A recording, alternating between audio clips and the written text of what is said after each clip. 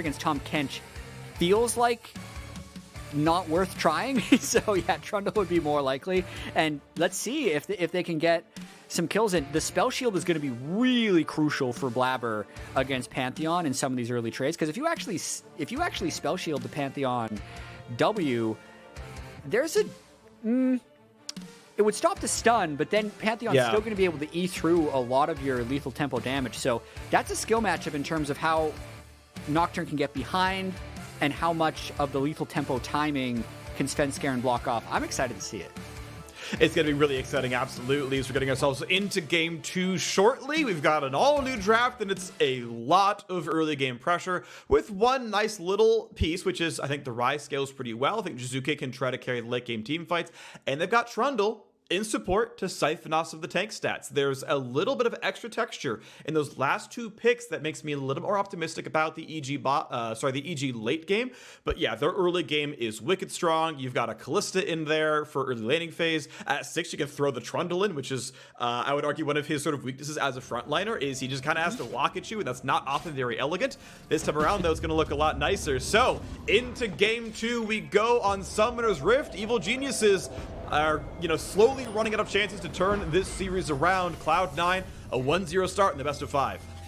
And I'll also say that Zeyzal has been putting in more time than most on some of the more unconventional support picks, just because they were earlier on the low CS Senna kind of tank for support playstyle, so they're actually able to get it in some of their drafts before it became permaban. So Kalista is somewhat similar to, say, Senna in that it can unlock different support picks to work. The early laning phase, like Trundle versus Tahm Kench, Trundle's an okay stat checker, so I don't necessarily think that that's immediately going to get pushed in. And then at level 6+, the Trundle can get really tanky by ulting Ornn or the Tahm Kench, so that pick might be very good. And then the other bit of texture, thinking about how the draft played out, is Zoe is Nisqy's most played by far. EG's coaches know this, but they decided to ban Cassiopeia. Cassiopeia is, generally speaking, a better lane matchup into Ryze than most, so I'm thinking that EG actually wanted this Ryze into Zoe matchup, and it's going to be a little bit of a skill check whether or not Jiizuke or Nisqy can win it. All right, well, we go to the early jungle pathing, and though there is an offensive trinket ward from Licorice sitting around near the red buff, it's going to be a quick invade to get Svenskeren to do a lot of what happened to him in the previous game, where Blaber invaded very early on, trying to take away a camp. Svenskeren is going to take away these raptors without much issue, and based on the positioning of these wards, won't even be seen taking the red buff initially, especially if he never goes into the brush. And some of this, it's okay, now he's spotted, but some of this often is researching your opponents. What are their habits? Where do their wards go? How do they defend their side of the jungle? I actually would have liked to see Sven find a way to clear that camp without ever going upwards and never showing on that ward. Yeah, I think, though, he doesn't necessarily know if it's warded and is hoping to make sure he's getting away from Nocturne, because Nocturne could be doing a blue straight to red path or blue Gromp straight to red, and he wants to be able to sure that smite still doesn't happen, just like as a little bit of security. But because he stepped on that ward, it's just going to be totally fine for Blaber. Like, he's a faster jungle clearer than Svenskeren, and Licorice might actually find himself a tasty treat here in the jungle. He's going to find someone to attack. I'm not sure he's going to get to steal much of this, but he is going to try to spend the time to force Svenskeren off the wave. Now, this should potentially mean Licorice lose a little bit of farm, and oh, Zoe, flash for the bubble. Nice flash for Svenskeren to get away. Should not be an easy follow-through. Does have a Spell Thief flash, but that's not crowd control. Kumo gets to make him, hide back. But I do want to point out that because the wave was pushing away from Licorice, his minions were denying basically minion XP. Licorice is definitively down in experience because he went to stop the Krugs. Yeah, but also Svenskeren is definitively down in experience. He's at 3 camps to 5 from Blaber right now. And Blaber can easily take the Scuttle Crab in the bottom river to keep roughly a 2-camp advantage. So again, Blaber with an early farm advantage on the Nocturne, but it's whether or not Svenskeren can make something work. He's now flashless ganking a Zoe. Jiizuke, yeah. But it's a flashless Zoe, right? And Jiizuke, theoretically, if he had cooldowns, could have gone for the flash-powered Rune Prison, and then, maybe the Pantheon follow-up is there. That's obviously a very aggressive line of play, and Blaber was nearby. Okay, the camp's back up. Svenskeren does not have a way out. He does not have a way out. He's gonna be speared. He's gonna put up the shield. He's gonna stay alive, but there is all the damage in 2 games in a row. Nisqy and Blaber combined for first blood. Big mistake. Really big mistake from Svenskeren. Trying to deny the Nocturne a level 6 path when his entire blue side is up. Svenskeren can easily just farm safely as a flashless Pantheon who will lose in these 2v2s against the Nocturne Zoe at this point because he's underleveled. So just a really big early game from mistake there by Svenskeren, kind of supercharging Blaber and Nisqy in the late game. They just walk up, they see him, he doesn't have health, Jiizuke has no mana, so there's no way he's going to actually be able to support him, and it's an easy first blood for Nisqy. Yeah, oftentimes you can go for an invade if your mid has priority. In this case, it did not. Licorice and Kumo to 1v1 with a very large minion wave hitting Kumo. He's going to stab the cannon minion, get a bunch of health back, then kite back as the minion's going to drop aggro on all sides. Now Licorice temporarily actually has the level lead. He's 5 first. Svenskeren coming to the backhand side. Kumo double knockup. Going to look for number 3. Nice flash. Oh, Licorice takes him down. Svenskeren can certainly try to damage his old teammate, but it's not gonna be enough. Licorice says, this is why you're on the Academy team. And Licorice has been stepping up throughout this playoff. He destroyed Someday in the first round series, and now Aatrox versus Ornn smashed as the Aatrox. Ornn versus Aatrox gets a solo kill while Svenskeren is there trying to gank him, and that's after he gave up early experience to push Svenskeren out of his jungle. Definitely a desperation attempt by EG to try and make that happen, and it just goes from bad to worse. They're thinking about a dive. If Nisqy can move up here, they can kill him again. It's a flash of Aatrox, it's an ult on Ornn. Okay. Pantheon can't be there because he's too low level. They might go for Vulcan. 3v1. Who's going to pull aggro? Licorice sounds the horn, finds the knockup. Blaber's going to be there for the fear as well. There is no chance to do literally anything for Kumo. He was powerless, and he's gone again. Oh dear. Oh dear. This is an accelerated version of game 1 where C9 is really just not looking like they are relenting at all. I mean, Jiizuke teleports up just because he sees a huge wave there that he knows Kumo can't reach, so he's trying to salvage the remnants of that lane. Might actually get something done. Licorice has no flash. Jiizuke has his. He's gonna burn flash for the play. EQ, one more audible kill him. No, oh, he gets man. hit. One more kill. He needs to get the spell. He doesn't have mana. You gotta be freaking kidding me. Blaber's there to stop down Jiizuke with the slimmest of margins. And there's probably a massive smile on Licorice's face right there. He got away with that one. Jiizuke, it was the mana. I'll have to see if one of his Qs didn't bounce, but this was a whole sequence of plays that we have to go back for. So this was Licorice chunking down Kumo very low before the eventual Pantheon gank, which I actually think comes in about 15 seconds, so we might be in for a little bit of a ride, but you can just see, like, the close trading. Licorice has confidence the whole time. He knows his damage. He's kept just enough mana to have this kill. Lands a Q, just flashing behind the Q2 of the Aatrox, and then it's just this little baby level 3 Pantheon with the blue buff who can't really do anything left to try and finish him off. So, yeah, 2,000 gold by 7 minutes. Just skill difference in top lane. Yeah. And then a little bit of unluckiness to make it an absurd lead. Oh my gosh. Okay, well, we had an uninterrupted top lane matchup, and Licorice won the Aatrox versus Ornn by about 20 CS, had some turret pressure, got a plate by himself. We get a couple of jungle ganks up there. By the way, most of them are Svenskeren's. Yeah. And Licorice slaughters the matchup 1-on-1, 1-on-2, and then 3-on-1. And then 1-on-1 again. Yep. He's off to the races. And Blaber's 6, by the way. So if they land asleep anywhere, they can go for the gank. They might just continue to dive top lane because he is the flashless player. But if Jiizuke's Ryze pushes up, I would see no hesitation from Blaber to ult and try and kill him. Yeah, the flashless players top and mid lane. Merc turrets at least are done, so that is a defensive option for Jiizuke. That can help a little bit. We now have a nice pillar to the bot side. It's going to be decent damage towards Zven. Has to arcane shift backwards as we check in this matchup for the first time around. They've gotten both pretty reasonable recalls. I like early Zerk Greaves on Kalista. Has extra scaling on that champion. Zven going to look for some poke. Not going to find it there. And tier pickaxe obviously can feel pretty comfortable as well for Zven. But I will say this matchup is a lot closer than it was last time around. The Varus Tahm Kench got a plate by themselves at about 4 minutes, 20 seconds into the game. They had a lot of pressure down there. This one looks a bit more EG. I would say slightly favored, actually. Yeah, I mean, EG invested their first pick in Kalista. It's an extremely potent pick in the meta right now, especially for early game lane dominance. And C9 just said nope, they're going to opt out of that. And Ezreal Tahm Kench is about as weak side as you can pick your dual lane. So if you want to go in with the game plan as a jungler and say, I'm not even going to think about bot side, you're allowed to do that with this pick. But here's Nisqy. It's going to be a Thinking about it now. Nice block for Zeyzal. Panther over the top. 3v3. They're going to target Vulcan. He pops the heal. Over the top comes the Nocturne. 4 versus 3. A flash away. A fear on a Svenskeren.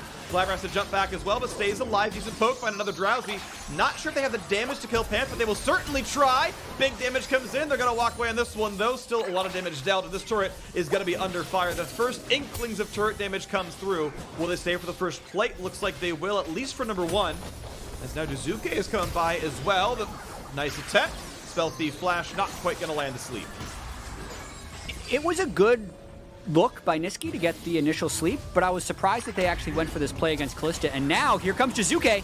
They got the root in place. That is going to the kill. Finally, Evil Geniuses are on the board. A great Wellmore. Jiizuke brings in the squad and finds himself that first kill. Goes over to Svenskeren. Still not going to be in too much more, but still 450 gold earned.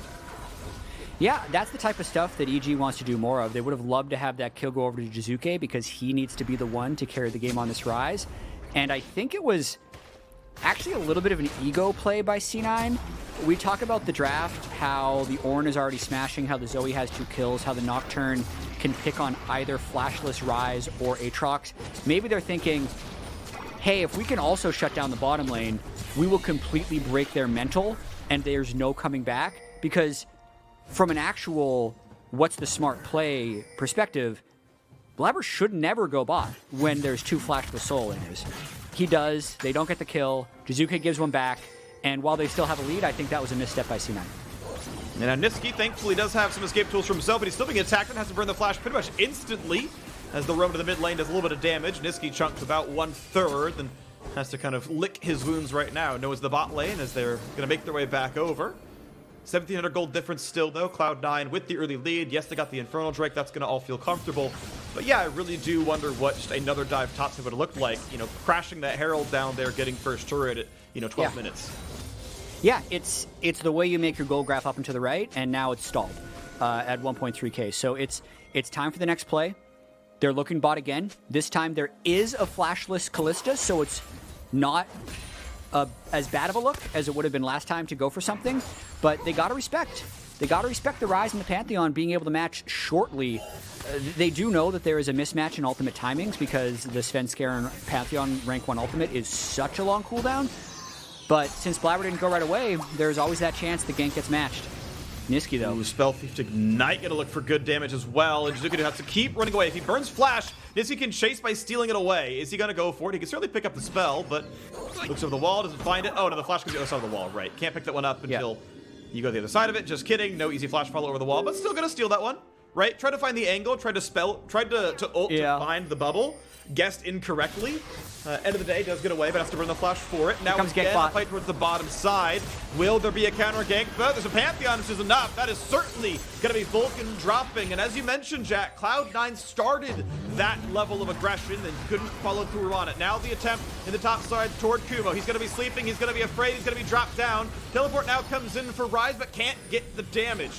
A 1-for-0 and TV burn for defense, and that Herald will mean top turret falls. And Jiizuke, you gotta leave, buddy, because that turret's not gonna protect you for long. That's one of those teleports where you're like, yes, please complete this teleport, because we are going to have a 3-1 afterwards. Good night, Jiizuke.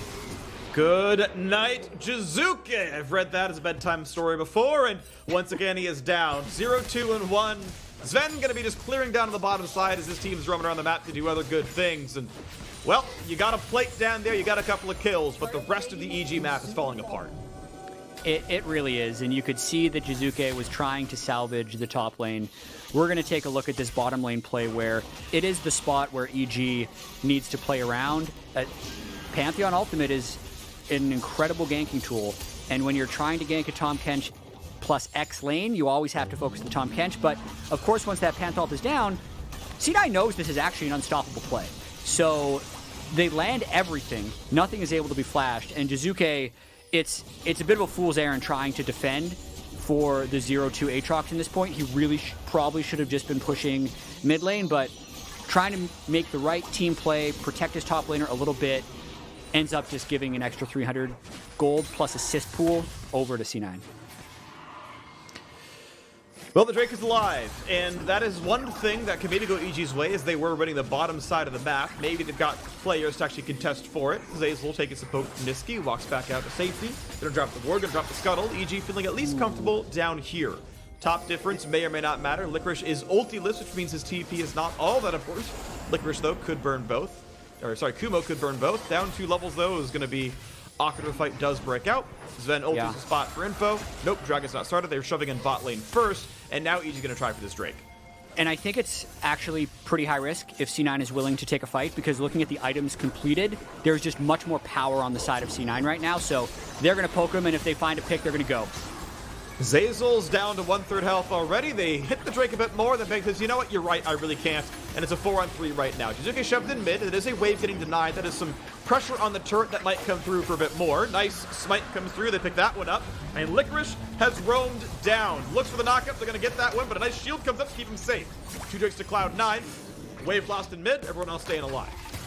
Yeah, I mean, at least they got the ult out from Svenskeren, but there was no way they were going to pick up that Ocean Drake if C9 opted to contest. C9 does the right thing. Licorice even roamed down. It does buy a little bit of time for Kumo, and again, kind of like game 1, EG is in panic mode. They're just trying to figure out what is the one thing we can play around. It's likely if Bang completes his first item, Blade of the Ruin King, and if Jiizuke can start just applying side lane pressure, then it's about playing around Pantheon ults and Kalista engages, because otherwise, in the 5v5 teamfights right now, they are just completely overmatched.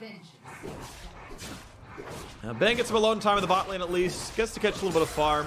Yeah, 3,500 gold lead at 16 minutes. We've talked about this, Jatt, you brought it up first. C9 tends to have about 3,000 gold up 15. We're there yet again.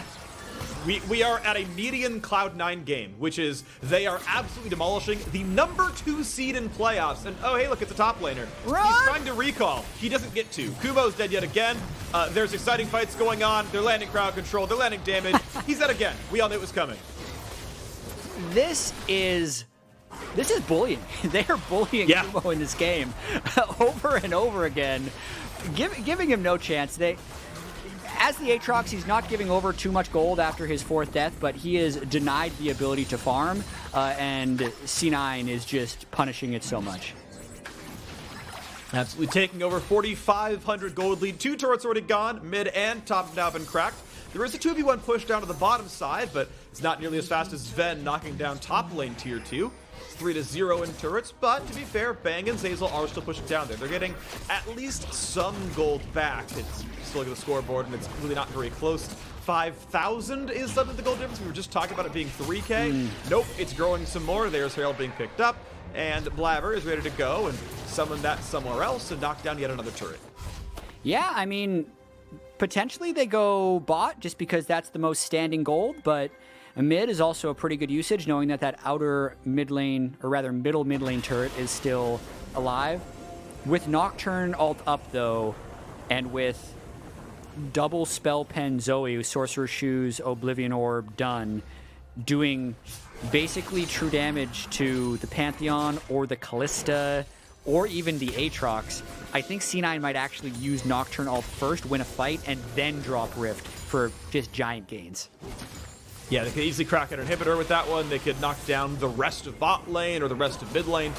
We'll see when it comes down. Right now we've got, another ulti top side. Ryze gonna try to get away. He does get 2. Thankfully for Jiizuke, but there's a re-engage mid-side. Vulcan gonna bring Zven to safety, but this is a 3v2 right there. And here comes the Ornn. Licorice is showing up, finds a knock-up onto just one. Bang still in the chases to go back around. True shot rolling to the top, can't quite get Kumo, but here comes the re-engage. Nisqy is there. Low health bars on a Vulcan. One more auto would do him in. Zeyzal flashes for it and gives them the club. Bang's gonna drop here as well, and Zeyzal's still gonna die. Look like it's 3 down on the EG side. Still only 1 kill picked up. Cloud9 find yet another team fight win.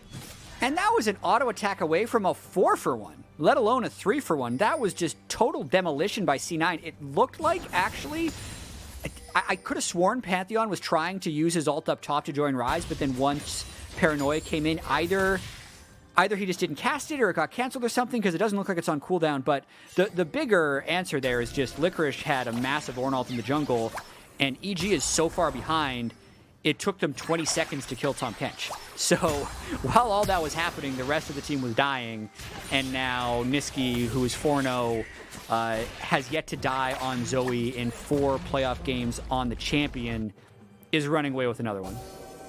Absolutely running away with it. He's got the flat pen as well. He's going to assassinate some more backliners. Jiizuke has Merc Treads. Not going to be enough for him in most cases.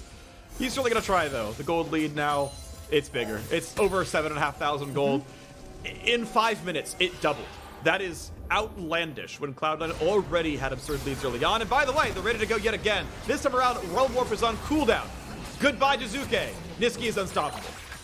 Yeah, Jiizuke had flash, knew it wouldn't really matter in that situation, and that's the Nocturne pick, cutting down the one way EG has been able to win games, which is map pressure through what Jiizuke's done. With that exposed bot, all right, Licorice, he's 1v4. What are the odds he takes this one home? He's going to try for triple knockup.